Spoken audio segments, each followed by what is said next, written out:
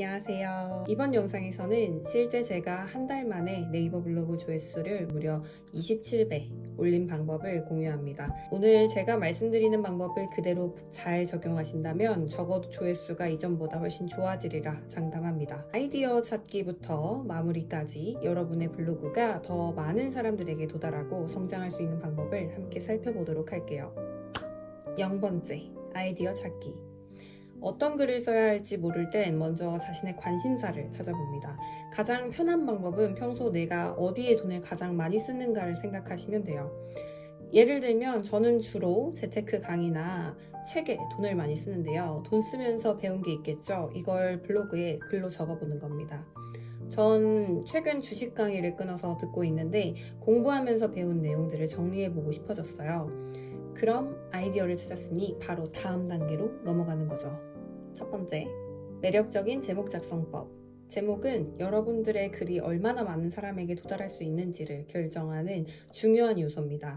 사실 제목 정하면 뻥안 치고 글의 절반은 쓴 거라 생각해요. 그만큼 어렵고 중요합니다. 단순히 내가 쓰고 싶은 제목이 아닌 효과적인 제목을 작성하기 위해서는 여러 가지 요소를 고민해야 합니다. 그 중에서도 네이버 블로그는 검색 기반이기 때문에 키워드를 가장 먼저 고려해야 해요. 즉, 키워드를 설정한 제목을 지어야 합니다. 아까 저는 주식이라는 아이디어를 얻었죠? 그럼 이젠 도구를 이용할 때입니다. 블랙키위나 네이버 검색 광고 등 사이트들을 이용해 보는 거예요. 오늘은 블랙키위를 기준으로 써보겠습니다. 먼저 키워드에 주식을 검색합니다. 그러면 여기 총 검색량이 뜨는데요. 그걸 보면 관련 검색어가 뜨죠. 이 부분을 잘 봐줍니다. 검색량은 초보 기준으로 2,000회에서 5,000회 정도가 적당한데요. 2,000회 이하면 너무 낮고 5,000회 이상이면 경쟁률이 세서 어려울 수 있거든요. 경쟁이 센 키워드는 게임으로 치면 고래빈 인플루언서들이 장악하고 있어서 이겨내기가 힘듭니다. 그래서 초보일 땐 낮은 경쟁률의 키워드 글을 많이 쓰고 글을 쌓아서 블로그를 키우는 게 중요해요. 아무튼 여기서 저는 주식 용어라는 키워드를 찾아냈습니다. 그럼 이제는 매력적인 제목을 지어야겠죠. 제목 지을 때 고려하면 좋을 5가지 꿀팁입니다. 첫 번째, 숫자 활용. 제목에 숫자를 넣으면 독자의 시선을 끌기 쉽습니다. 예를 들어 10가지 꿀팁으로 블로그 제목 작성하기 같이 숫자를 사용하면 제목이 더 강렬하고 명료해지죠. 두 번째, 간결한 작성. 제목은 간결하고 명료해야 합니다. 불필요한 단어나 구절을 제거하고 20글자 이내로 한번 써보세요. 세 번째, 감정 자극.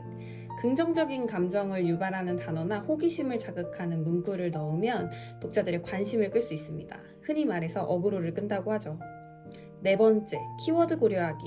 키워드를 적재적소에 배치해서 검색이 잘 되도록 해줘야 합니다. 다섯 번째, 호기심 자극하기. 호기심을 자극하는 질문의 형태 혹은 미스터리한 요소를 추가하면 클릭률이 높아진다고 합니다. 다만 추천드리지는 않아요. 자칫 속빈 강정이 될 수 있기 때문이죠. 저는 이렇게 5가지 중에서 개인적으로 1번, 2번, 4번을 자주 활용합니다. 모두 자신만의 스타일에 맞게 활용해보세요. 자, 그럼 이렇게 완성된 제 글의 제목은 이렇습니다.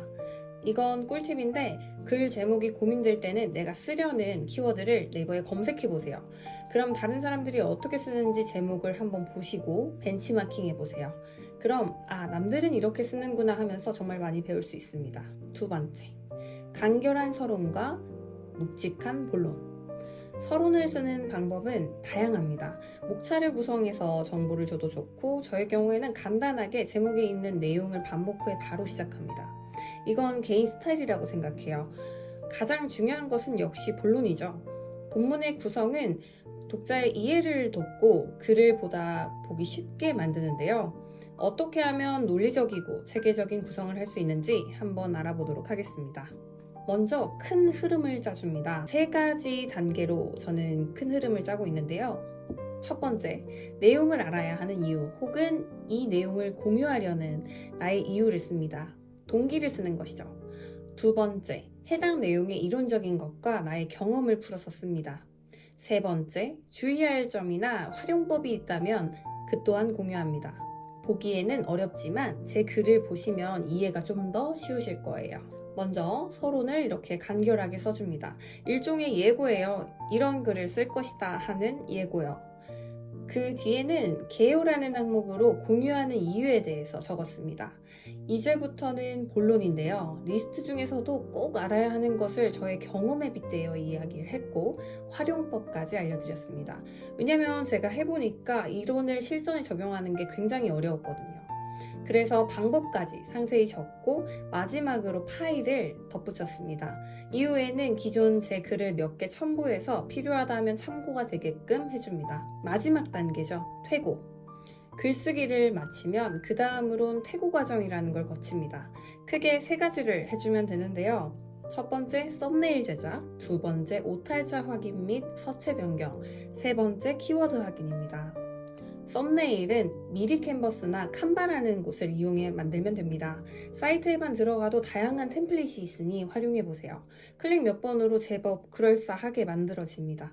저는 미리 캔버스 쓰다가 요즘에는 칸바로 넘어왔어요. 오탈자는 네이버 블로그에 보시면 위쪽에 맞춤법 기능이라는 게 있습니다. 그걸 눌러서 확인해 주시면 됩니다. 저는 가독성을 높이고자 서체 변경이나 색 변경 등도 꼭 같이 해주고 있어요. 이렇게 하면 글을 읽을 때 집중도 좀 더 잘 되더라고요. 마지막으로는 키워드를 확인합니다. 가장 중요한 작업이에요. 키워드는 제목의 1회, 본문의 3회에서 5회 사이가 적당하게 언급되면 좋습니다. 적절한 위치에 배치되었는지 확인해 주시면 되는데 보통 시작, 중간, 끝 이렇게 한 번씩 배치해주면 이상적이더라고요. 저는 PC에서 작성 후에 Ctrl F 눌러서 검색 기능을 활용해 제가 쓰려던 키워드를 한번 검색해서 확인해주고 있습니다. 참, 블로그는 업데이트 주기도 중요해요. 주기적으로 해주시되 매일은 솔직히 힘들고 양질의 글로 주 3회 정도 해주시면 좋습니다. 저는 현재 저번 주에는 좀 게을러서 포스팅을 안 했고 이번 주에는 3개 했네요. 그래도 제 글의 노출은 잘 되는 편입니다. 오늘은 이렇게 블로그 글쓰기를 직접 해보며 방법을 공유해 보았는데요. 사실 하다 보면 처음엔 굉장히 어렵습니다. 저도 그랬어요. 다만 포기하지 않고 계속 하다 보면 시간도 많이 줄고 익숙해지더라고요. 저의 경우 초반에는 글 하나 쓰는데 3일씩 걸렸습니다. 지금은 그 정도는 아니지만요. 그러니 포기하지 마시고 일단 한번 해보세요. 분명 쓰다 보면 점점 더 나아질 겁니다. 더 많은 팁들을 알려드리고 싶지만 심화 버전이라 조금 어려우실 수 있어서 우선 이 영상대로 글을 써보시고 추후 기회가 된다면 심화 버전도 준비해 보겠습니다. 그럼 여러분의 블로그가 더 많은 독자들과 소통하고 발전할 수 있도록 이 비법들을 적극 활용해 보세요. 영상이 도움되었다면 좋아요와 댓글 달아주세요. 감사합니다.